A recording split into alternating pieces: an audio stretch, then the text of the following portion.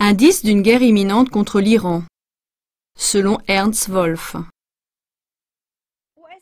Le 8 mai 2018, le président américain Trump a unilatéralement mis fin à l'accord nucléaire conclu avec l'Iran en 2016. L'Iran s'y est engagé à ne pas produire ou mettre au point d'armes nucléaires.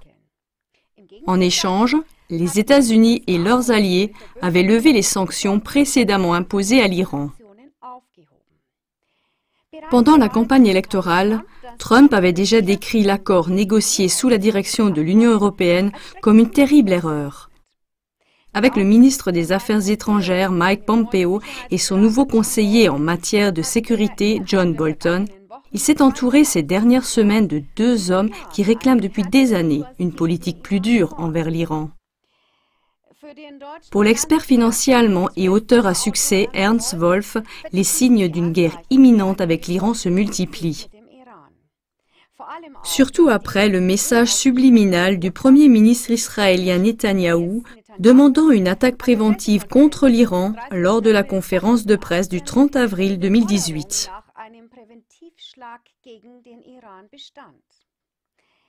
Dans un article paru sur le portail d'information Sputnik le 10 mai, Wolf explique les motivations des stratèges américains pour recourir une fois de plus à ce moyen le plus extrême.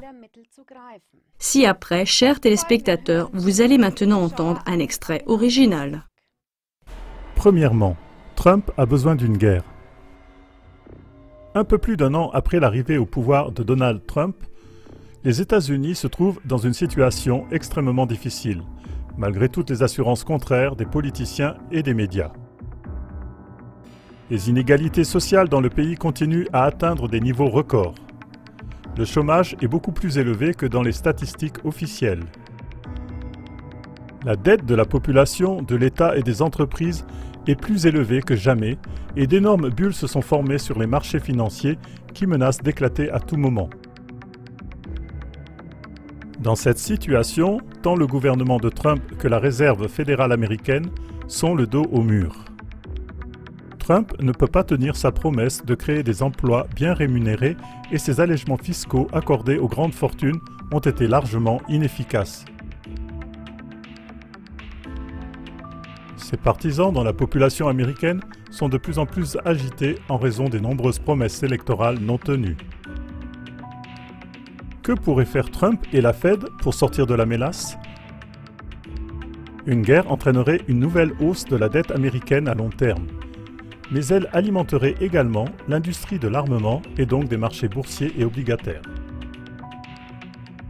Cela retarderait également un krach financier, créerait des emplois et fournirait aux électeurs de Trump un bouc émissaire étranger responsable de la misère causée par le gouvernement et Wall Street. Cela signifie qu'une guerre conduirait temporairement à une stabilisation des conditions aux États-Unis. Deuxièmement, Wall Street mise probablement sur la guerre depuis un certain temps déjà. De plus, Trump est soutenu par une force qui a manifestement planifié cette guerre depuis un certain temps, Wall Street, la plus grande bourse du monde à New York. Ses principales institutions financières ont investi dans la fracturation plus d'1/4 billion de dollars au cours des dernières années. D'abord, sans faire de profits importants et en acceptant des pertes financières substantielles. La fracturation hydraulique est une méthode controversée d'extraction de pétrole et de gaz.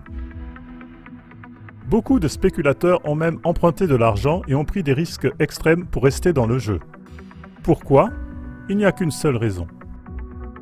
Parce qu'ils s'attendent à ce que la fracturation porte ses fruits à un moment donné et génère des profits élevés. Mais quelle est la condition préalable à cela? Un prix du pétrole plus élevé qu'une guerre provoquerait immédiatement. Et ce n'est pas tout. Une guerre qui, comme les autres guerres américaines, intentionnellement n'est pas gagnée, mais qui déstabiliserait le Moyen-Orient pour les années à venir, serait un véritable cadeau pour les investisseurs dans la fracturation et pour le gouvernement des USA. D'une part, elle maintiendrait le pétrole à un prix élevé, même si un déclin de la croissance commençait à se dessiner. Et d'autre part, la fracturation jusqu'alors trop chère deviendrait rentable et permettrait donc aux États-Unis de passer d'importateurs à exportateurs de pétrole. C'est aussi la raison pour laquelle il y a le danger que la guerre au Proche-Orient se transforme en guerre mondiale, car les États-Unis ont récemment commencé à exporter leur pétrole vers l'Europe occidentale. Si une guerre devait se produire qui ferait monter le prix du pétrole et que de plus grandes quantités de pétrole américain étaient vendues en Europe occidentale, les USA, avec leur énorme quantité de gaz de schiste produit par fracturation, entreraient en concurrence avec leur adversaire, la Russie, sur l'un de ses marchés les plus importants. Mais la Russie ne pourrait en aucun cas l'accepter, car la perte du marché de l'Europe occidentale équivaudrait pour elle à un désastre économique et financier. De plus, les politiciens de Moscou se souviendront certainement que leur État prédécesseur, l'Union soviétique, s'est finalement effondré en raison du prix du pétrole. Troisièmement, l'administration de Trump joue avec le feu. Mais une guerre contre l'Iran serait aussi pour les États-Unis jouer avec le feu. La Chine, alliée à la Russie, a largement cofinancé les guerres américaines dans le passé en achetant des obligations du gouvernement américain. Si elle ne le fait pas dans le cas présent, le dollar américain se trouverait dans une situation très critique. Une guerre américaine contre l'Iran aurait donc non seulement le potentiel de déclencher un conflit militaire bien au-delà du Moyen-Orient, mais elle pourrait aussi conduire à la fin du dollar américain et donc à l'effondrement du système financier mondial qui ne tient plus qu'à un fil.